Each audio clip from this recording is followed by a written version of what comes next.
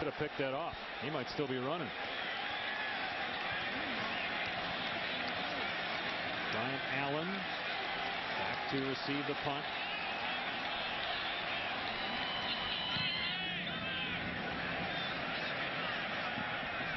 It'll bounce inside the 10.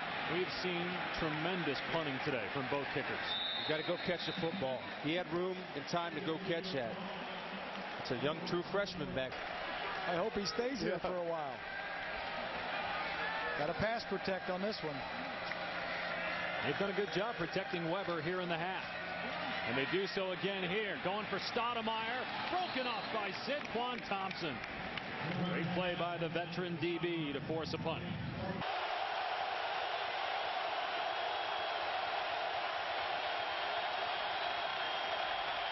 Third and long. Riley in trouble. No play. Flag down. Dead ball. Penalty before the snap.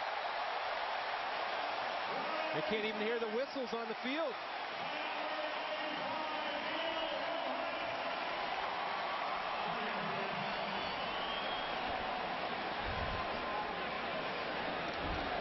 There was no play.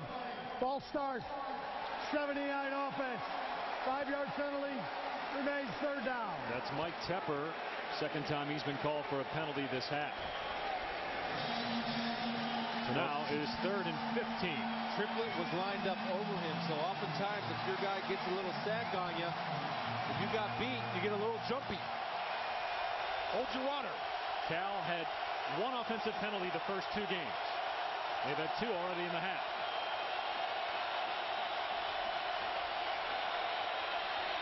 Here comes a blitz.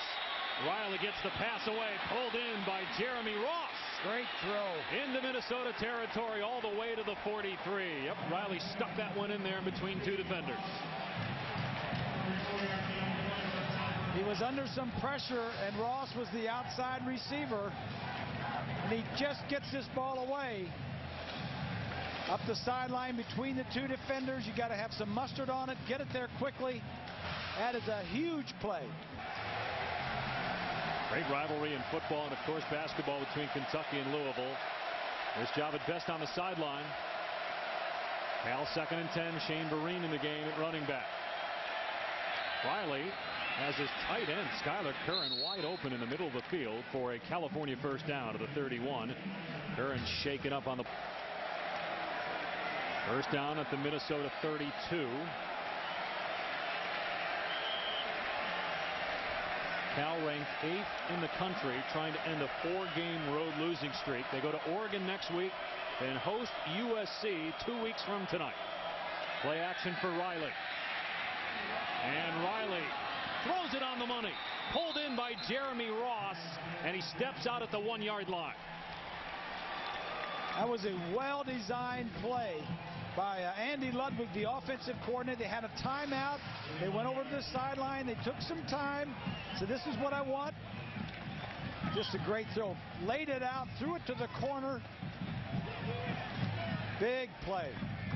Well, you allow receivers free releases downfield. You put pressure on safeties. You got to get some type of jam to slow that timing up. First and goal from the 1. Now they give it to Best, and he's not going to get in.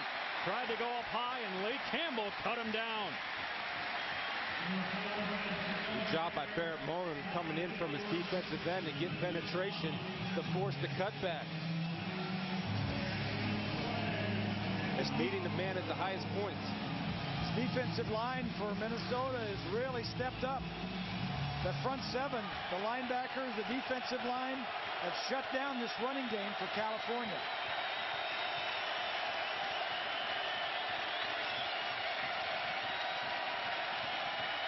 They'll give it to Best again, and this time he's in. Cal retakes the lead on Best. 4th touchdown of the day. A nice call by going outside. I mean, trust his speed. Justin Cheeto's pulling out there, number 61. He doesn't have anybody to block. Then you see 10 300 meters just out-sprint everybody to the pylon.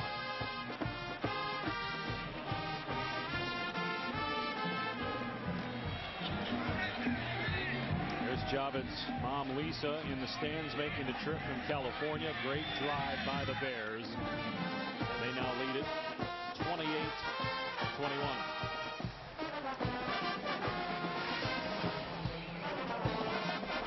This is where they want to attack him all day on the outside. And again, when he has space and nobody turning inside, it's no contest. Just pure speed. All right, guys. Well, what is Minnesota's plan of attack now when it gets the ball back here? And if they can beat Utah, then they've got Cal next week. The Bears have the lead by 7. Minnesota ball just shy of the 40-yard line. Weber in trouble. Still got rid of it and throws an interception to Muhammad. That's what pressure will do for you. You put pressure on the quarterback. He doesn't want to take a sack.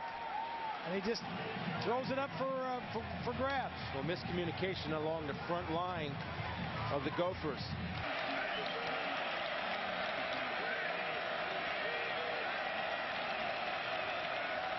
'20th carry for Best and nowhere to go. Gain of maybe 1. Bump Cal. I get a little play action now. Kevin Cosgrove's taking a chance. He's blitzing and he's run blitzing. That leaves you man-to-man because he'll have man pressures in there. You can set up the play action with Best. He wants to be an offensive coordinator over here. That probably should be. Yeah. Let's see.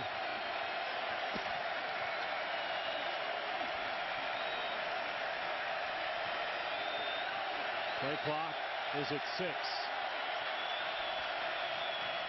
They run the option to Best out in space. Can he get to the outside? Yes. And then bumped out of play close to the first down marker at the 34 by Trey Simmons.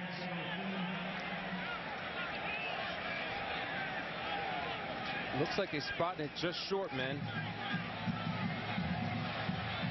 Well, let's see, because if it's 4th down, they might go for it here because it would be a long field goal. They'd already missed a long field goal try today.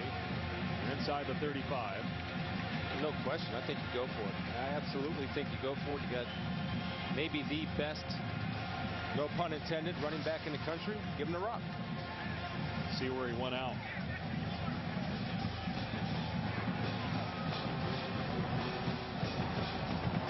Well, he's short.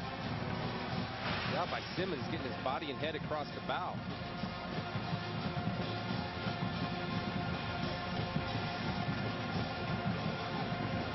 Short, not by much. So, Bob, you agree with Chris? You go here on 4th down? Let's take a look.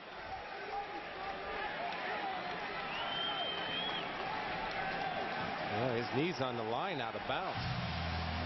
You going for it, Bob? Yeah, I think you go for it. I mean, you got one of the best running games in the country. So you'd give it to Best, is what you're saying? Yes. If you had a running back in the backfield like Best and you didn't give it to him.